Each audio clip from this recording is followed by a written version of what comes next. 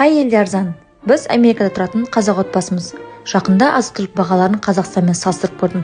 Шынымды айтсам, өзім шок болдым. Банан Америкада 550 теңге, Қазақстанда 999 теңге. Манго Америкада 565 теңге, Қазақстанда 999 теңге. Лимон Америкада 1817 теңге, Қазақстанда 1869 теңге. Нан Америкада 535 теңге, Қазақстанда 500 теңге. Мөмдәм сәттілері Америкада 2450 теңге, Қазақстанда 2835 теңге. Жұмыртқа Америкада 1240 теңге, Қазақстанда 879 теңге. Сүт Америкада 935 теңге, Қазақстанда 688 теңге. Тәтті бұрыш Америкада 1240 теңге, Қазақстанда 2049 теңге. Авокадо Америкада 1550 теңге, Қазақстанда 1725 теңге. Стейк Америкада 1418 теңге, Қазақстанда 9399 теңге.